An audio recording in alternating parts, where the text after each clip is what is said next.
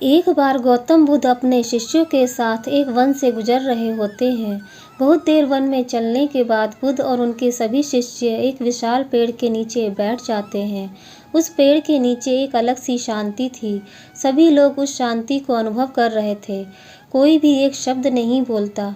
कुछ देर बीतने के बाद गौतम बुद्ध का एक शिष्य उठता है और बुद्ध से पूछता है, बुद्ध, मैं आपसे एक प्रश्न पूछना चाहता हूँ। बुद्ध कहते हैं, पूछो, क्या प्रश्न है तुम्हारा? शिष्य बुद्ध से पूछता है, मैंने कभी आपको दुखी नहीं देखा। आपके चेहरे पर हर समय एक अलग सी मुस्कुराहट रहती है, हमें भीतर तक आनंद से भर देती है। आपके चेहरे पर अलग सी चमक है जो हमें दुख से कोसों दूर कर देती है।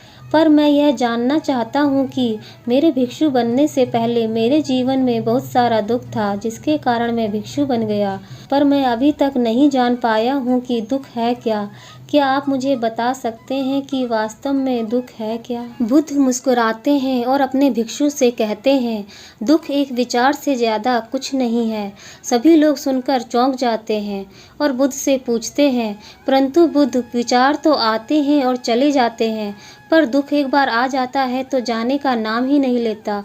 बुद्ध कहते हैं, मैं तुम्हें एक छोटी सी घटना बताता हूँ। एक नगर में एक धनी सेठ रहता था। उसके पास एक वफादार नौकर था। वह सेठ अपने नौकर पर बहुत विश्वास करता था।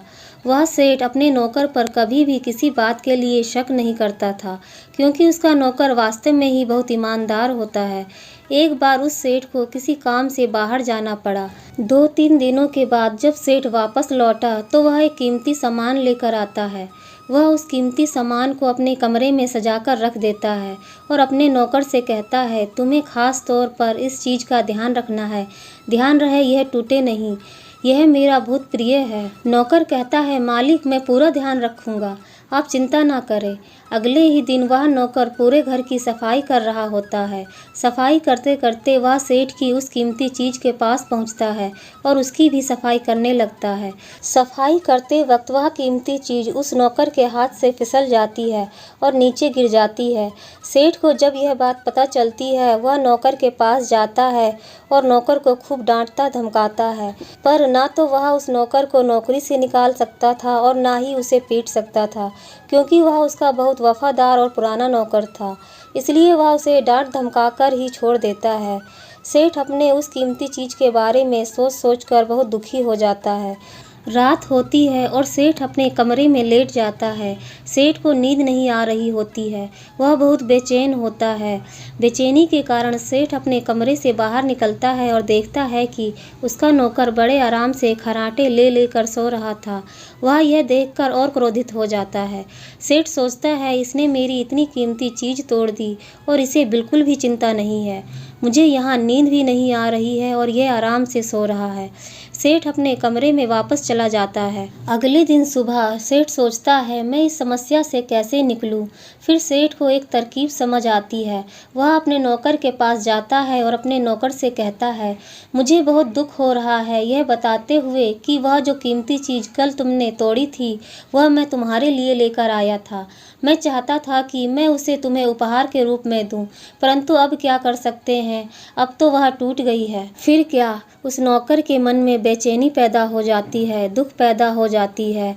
रात होती है और सेठ आराम से सोता है और वहाँ नौकर बेचैन रहता है। उसे नींद नहीं आती। क्यों नींद नहीं आती? क्योंकि अब उस नौकर ने उस सेठ की उस कीमती चीज़ को अपने आप से जोड़ लिया है, इसलिए वह दुखी हो रहा था। पहले उस नौकर के मन में यह विचार नहीं था कि वह कीमती चीज़ मेरी है, पर अब उसके मन में यह विचार है कि अगर वह कीमती चीज़ ना टूटती तो वो मेरी होती। बुद्ध कहते हैं, दुख केवल एक विचार है।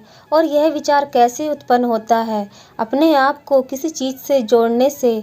हम जिस चीज़ को अपने आप से जोड़ देते हैं वह चीज़ हमारे दुख का कारण बनती है। लेकिन वास्तविकता तो यह है कि कोई भी चीज़ हमसे जुड़ नहीं सकती।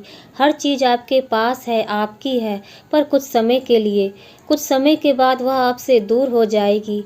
उस दूर होने वाली घटना को स्वीकार करें और आगे बढ़ें। भगवान महात्मा बुद्ध को मेरा प्रणाम।